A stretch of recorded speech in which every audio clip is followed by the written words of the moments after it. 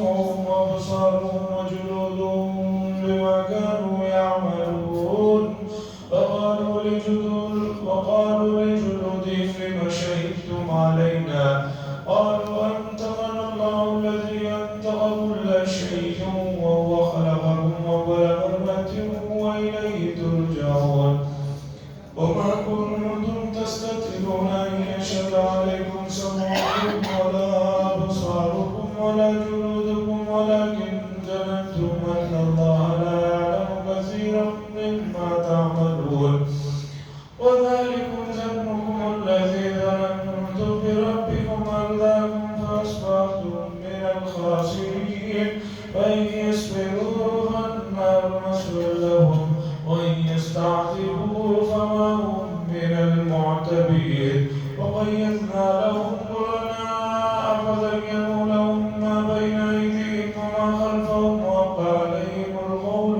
في أمم قد خلت من قبلهم من الجن والإنس إنهم كانوا خاسرين. حضرات یہ سورہ حمیم سجدہ کا ایک رکوع میں نے آپ کے سامنے پڑھا ہے اور یہ رکوع میں جو مضمون ہے وہ میدان محشر سے متعلق مضمون ہے، اہم مضمون ہے، اہم باتیں ہیں، توجہ کی ضرورت. اس سے پہلی آیات میں اللہ نے بتایا کفار مکہ کو کہ دیکھو تم سے پہلے جو طاقتور لوگ تھے، چاہے قوم سمود ہو چاہے عاد ہو، ان کا کیا انجام ہوا. اب یہاں سے اللہ تبارک و تعالیٰ میدان محشر کے میں پیش آنے والے واقعات کو بتا رہے ہیں اور اس دن کو یاد رکھو، ذہن میں رکھو وَيَوْمَ يُحْشَرُ کہ اس دن اللہ کے دشمنوں کو آگ کی طرف ہانکا جائے گا اور ان کو جو ہے وہاں پر روک لیا جائے گا. جہنم کے پاس سب کو ہانکا کر جو ہے، ہانکنے کا لفظ یعنی جیسے جانوروں کو ہانکا جاتا ہے، اللہ کے دشمنوں کو ہانک کر جو ہے جہنم کے پاس لا کر روکا جائے گا. یہاں تک کہ جب وہ سب جمع ہو جائیں گے، جہنم کے پاس سب جمع ہو جائیں گے تو گواہی دیں گے ان کے کان، ان کی آنکھیں اور ان کی کھالیں جو کچھ وہ کیا کرتے تھے. جہنم کے پاس جب سب لوگوں کو لایا جائے گا تو خود انسان کے اعضاء، ان کے کان ہیں، ان کی زبانیں ہیں، ان کی آنکھیں ہیں اور ان کی کھالیں سب جو ہے جو کچھ گناہ کرتے تھے اس کی گواہی دیں. حدیث میں آیا ہے واقعہ حضور صلی اللہ علیہ وسلم نے بتایا، رسول اللہ صلی اللہ علیہ وسلم صحابہ کے ساتھ بیٹھے ہوئے تھے تو اچانک آپ نے مسکرایا اور پوچھا کہ میں نے کیوں مسکرایا.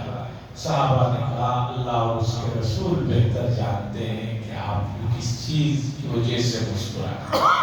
صحابہ کا جو ادب تھا حضور صلی اللہ علیہ وسلم کے سلسلے میں وہ اس درجے کا تھا کہ اس سے آگے کا تصور. کوئی بات ہوتی فوراً صحابہ سے یہ بات زبان سے نکلتی اللہ اور اس کے رسول بہتر جانتے.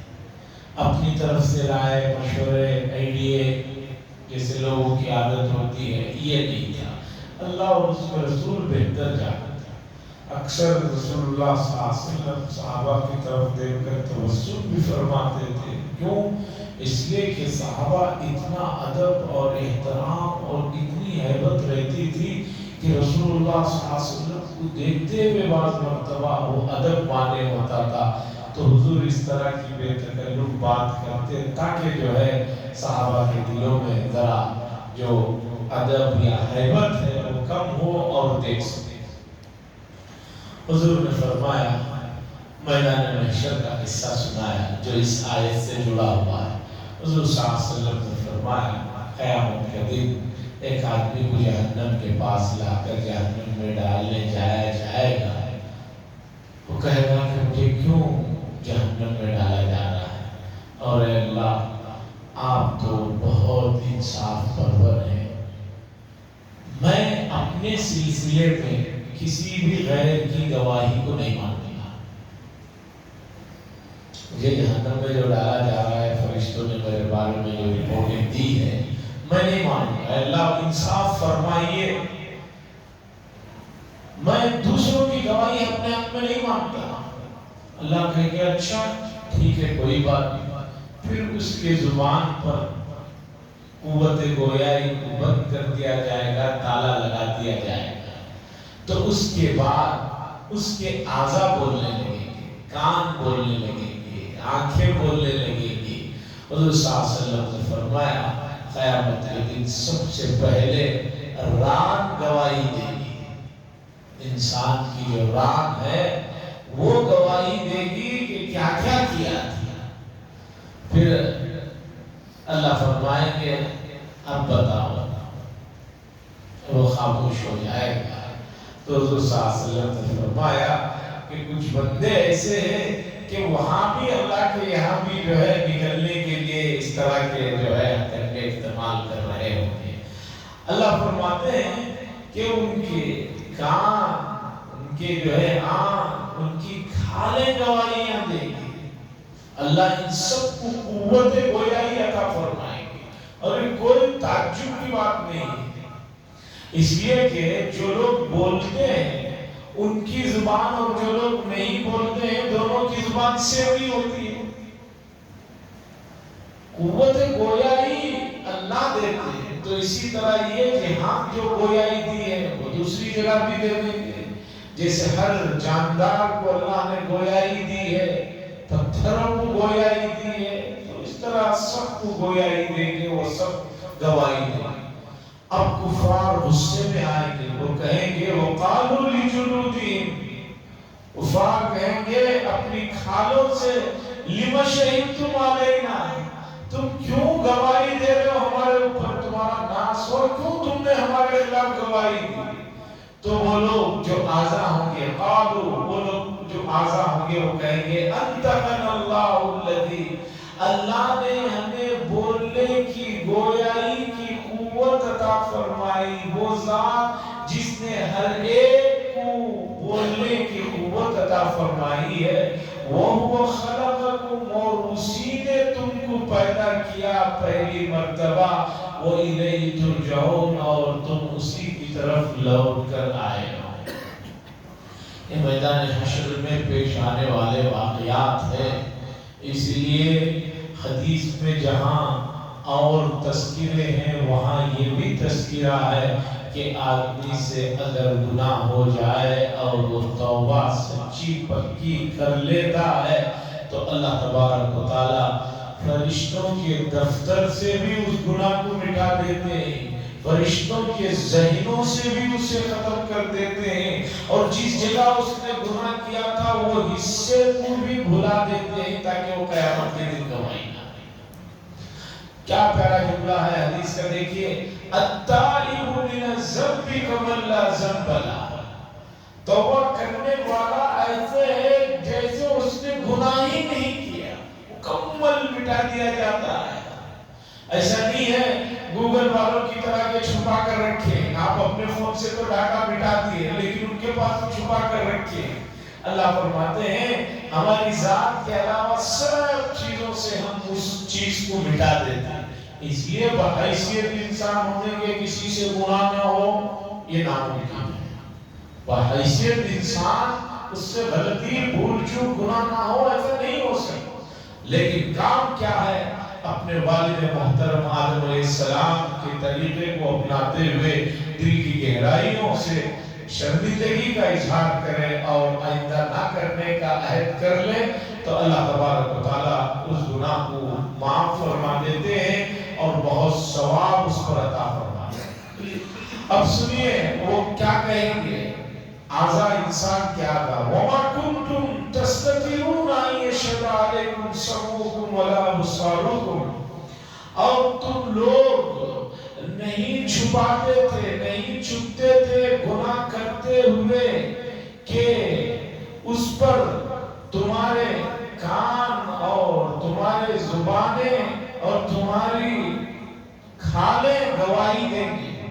आदमी गुनाह करते हुए मक्के के लोग अहमक ये समझते थे अगर हम छुप कर किसी कमरे के अंदर गुनाह करें तो अल्लाह को पता नहीं चलता। अहमकों की तो कोई कमी है नहीं, हर जगह होती है। तो ये लोग ये समझते थे, तो ये कहेंगे तुम लोग ये समझते थे कि भाई छुप कर हम गुनाह करेंगे तो इनसे कहाँ छुप सकते। कोई आदमी अपने कानों से कहाँ छुप सकता है, अपने आंखों से कहाँ छुप सकता है, अपने जिल्द से कहाँ छुप सकता है। वलाकिन ज़ननतुम, और लेकिन तुम लोगों ने गुमान कर रखा था। बेशक अल्लाह तबारक व तआला नहीं जानते बहुत कुछ जो तुम करते हो। आदमी कोई बड़ा धोखा रहता है कि कुछ नहीं जानते अल्लाह तबारक व तआला, लेकिन ये सही नहीं है, इसलिए कि मौजूदा तरक्की याफ्ता दौर में इंसान से कोई चीज़ हत्ता के मख्फी और पोशीदा नहीं है। ख़ास तौर पर इस्तेमाल की जाने वाली चीज़ों में मोबाइल फ़ोन ऐसा एक आदमी का है कि उससे उसकी पूरी चीज़ें साबिता सब कुछ सामने आ जाती हैं। तो अल्लाह की ज़ात ने जो निज़ाम बनाया है वो कितना परफेक्ट और कितना मजबूत है, आप बता दें। वज़ालिकुम ज़न्नुकुमुल लज़ी ज़ननतुम बिरब्बिकुम, और तुम लोग गुमान करते थे अपने रब के बारे में, यही गुमान करते थे कि अल्लाह को कुछ नहीं पता चलेगा, और इस चीज ने तुम्हें बहुत बड़े नुकसान में डाल दिया और आज तुम लोग खसारे में हो गए, खसारे वालों में से हो गए।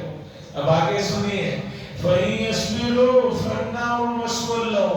अगर वो सब्र करे तब भी उनका ठिकाना जहन्नम है, कुफार का ठिकाना जहन्नम है।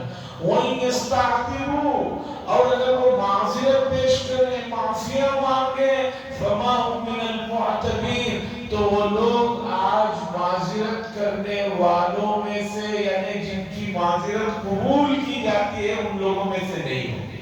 यानी माफी का जो सिस्टम था, जो वक्त था, जो कोटा था, वो खत्म हो चुका। अब यहाँ मैदान महशर में कितने भी माफिया मांग लो, कितना भी गिड़गिड़ा लो, कुछ नहीं। आगे की आयत देखिए, बड़ी अहम आयत है। अल्लाह फरमा रहे हैं, ये जो इंसान गलतियां करता है तो होता क्या है, हम जो आदमी जिस रास्ते पर चलता है उस तरह की चीजें उसके लिए आसान कर देते हैं, उस तरह का उसे मिजाज और उस तरह के उसे लोग मिल जाते हैं, और जो उसके साथ आसपास लोग रहते हैं उसे उन गलत कामों को भी अच्छा बताते हैं। वक़य्यज़ना लहुम क़ुराना फ़ज़य्यनू लहुम मा बैना अयदीहिम व मा खल्फ़हुम, और हमने उनके लिए कुछ साथियों को, कुछ शयातीन को उनके करीब कर दिया है। वो लोग, वो शयातीन, वो इंस, वो जिन, इन लोगों को इनके आगे पीछे जो कुछ कर रहे होते हैं उसे खुशनुमा बनाकर दिखाते हैं। जो कुछ भी करते हैं वो खुशनुमा बनाकर दिखाते हैं। इस आयत की तफसीर में मुफस्सिरीन ने दो तीन चीजें अहम इशारा की है। एक तो इंसान और जिन्नात जो शरीर है वो शयातीन है। हर आदमी के आसपास इंसान और शयातीन दोनों होते हैं। अभी जो कर रहा होता है उसे साथ देते हैं।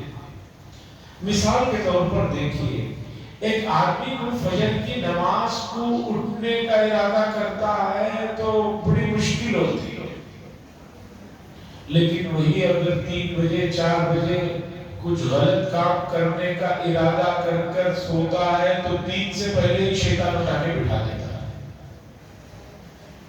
भाई उठ जाओ, वक्त हो रहा है। ये आदमी अचानक उठ जाता है। नॉर्मल 10 बजे उठने वाला आदमी 3 बजे ही उठ जाता है। कोई गलत काम करने वाला होता है, अचानक ज़हीन ऐसा काम करता है कि ऐसा करूँ तो ऐसा होगा, ऐसा करूँ तो ऐसा होगा। उसे शयातीन दिल में बातों को डालते हैं। और कुछ दोस्त होते हैं जो आदमी को गुमराह करते हैं, وہ اس کی ہر چیز کو صحیح کر دے گا۔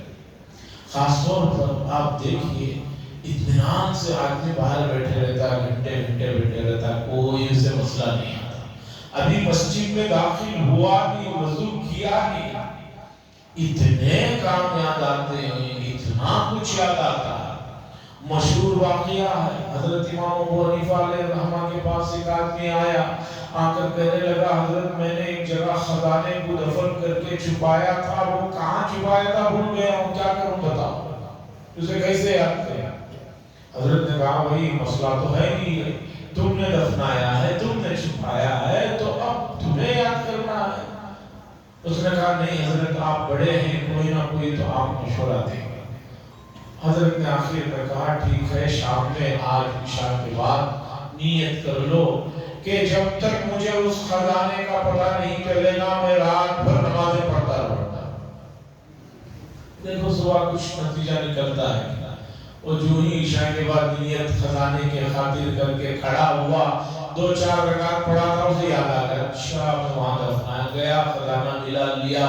پھر حضرت کے پاس آیا، حضرت خزانہ تو مل گیا لیکن یہ مسئلہ جو آپ نے پہلے منع کیا پھر بعد میں جو بتایا یہ راز نہیں سمجھنا ہے۔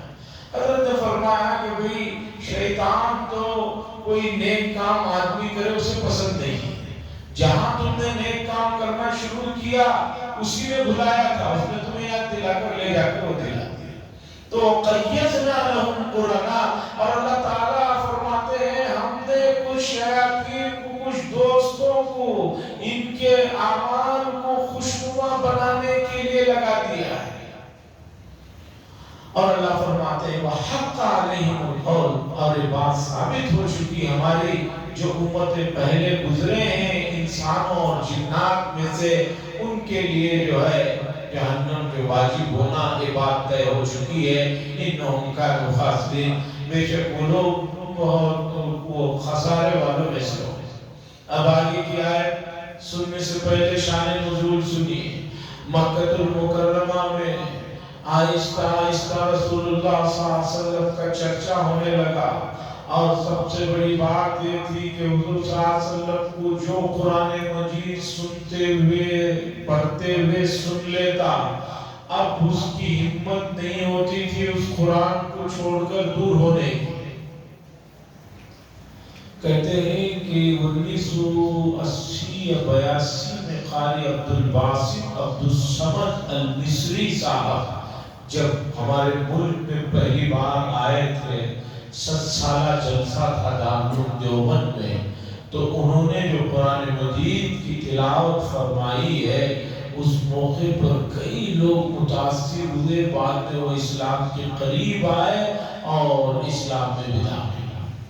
جب ایک قاری عبدالصمد المصری ان کی تلاوت سے لوگ متاثر ہو سکتے ہیں تو رسول اللہ صلی اللہ علیہ وسلم کی تلاوت کا تو ہم کچھ اندازہ بھی نہیں کر سکتے۔ تو حضور صلی اللہ علیہ وسلم قرآن پڑھتے تو کعبے کے قریب لوگ طواف کرتے کرتے کھڑے ہو جاتے، سن لیتے، اور سننے کے بعد پھر قریب آتے، اور حضور صلی اللہ علیہ وسلم کے قریب جو آتا پھر وہ حضور صلی اللہ علیہ وسلم کا ہو کر رہ جاتا تھا۔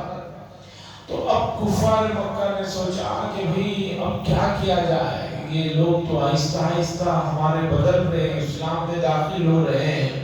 تو ابو لہب اور اس کی ٹیم نے فیصلہ کیا کہ رسول اللہ صلی اللہ علیہ وسلم جب بھی مکے میں حرم کے پاس کعبے کے پاس قرآن کی تلاوت شروع کرے تو اس سے پہلے کہ لوگوں کے کانوں میں قرآن کی تلاوت جائے، زور زور سے سیٹیاں بجاؤ، زور زور سے چیخیں مارو، اتنی چیخیں مارو کہ قرآن کی آواز دب جائے اور لوگوں تک نہ پہنچے۔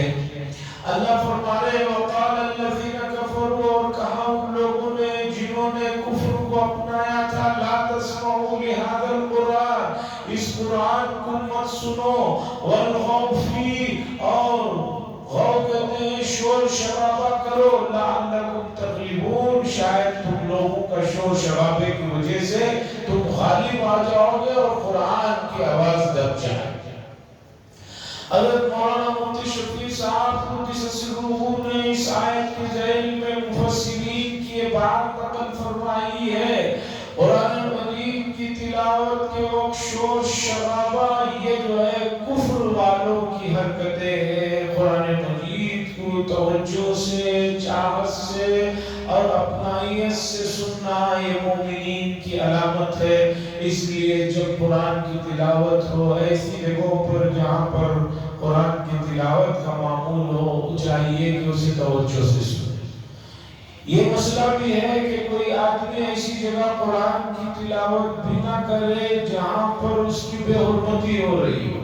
لوگ نہیں سن رہے، گاتے زبردستی روڈ میں کھڑے ہو کر پڑھ رہا، یہ قرآن کی بے حرمتی ہے، یہ بھی نہ کیا جائے.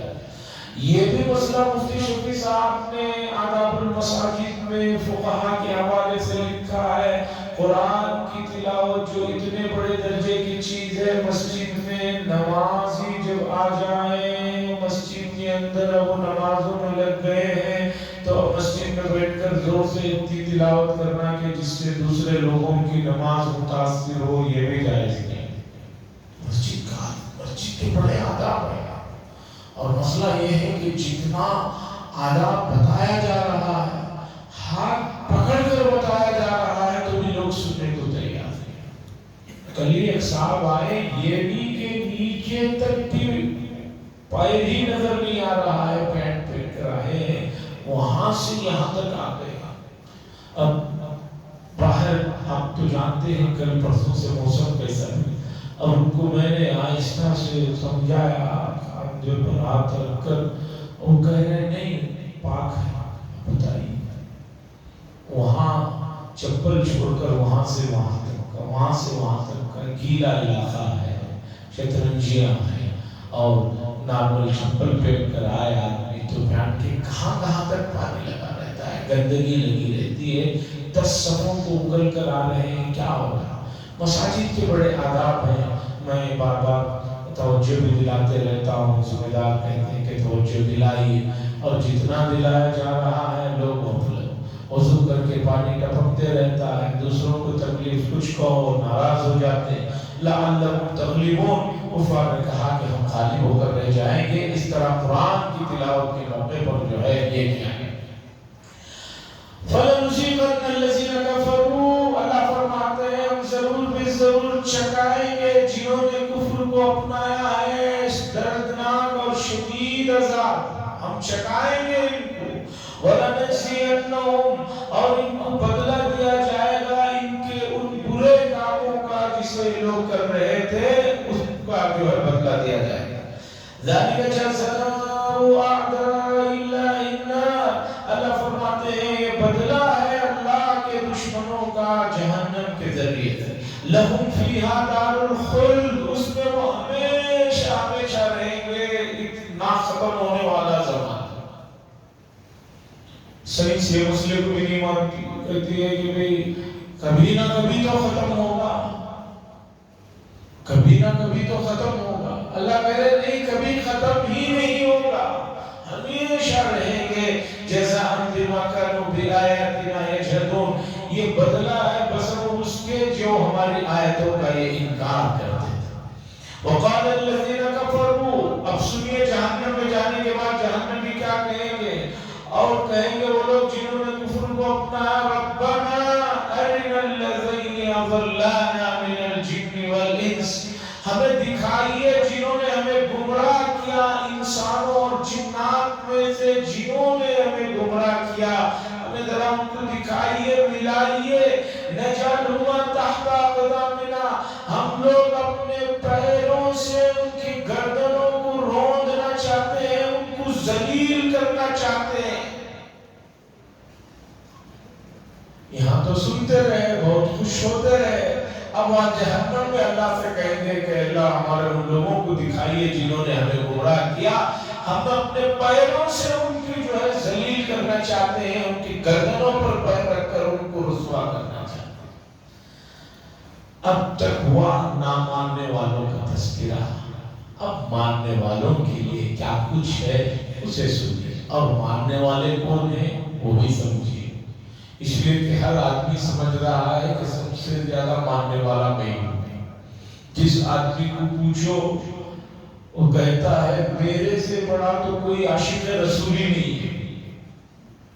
ہر آدمی آدمی یہ سمجھتا ہے میں ہی سب سے بڑا عاشق رسول ہوں. جب عاشق رسول ہے چلو بھائی مسجد میں نماز کا وقت ہو رہا ہے, نہیں آ رہا ہوں, چلو بس آ رہا ہوں کہہ دیا تو سمجھ جائیے کہ وہ آنے والا نہیں. بھائی آپ عاشق رسول ہیں, ذرا حلیہ تو بنا لیجئے, ذرا وضاقتہ تو بنا لیجئے.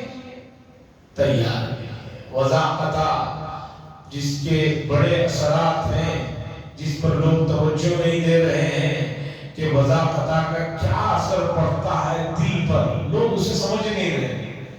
آیت سنیے, ظاہر کا اثر باطن پر کیسے پڑتا ہے. قرآن کی آیت کو ذرا سنیے. وَذَرُوا ظَاهِرَ الْإِثْمِ وَبَاطِنَهُ, 8ویں پارے میں اللہ فرما رہے ہیں ظاہری گناہ کو بھی چھوڑو, باطنی گناہ کو بھی چھوڑو.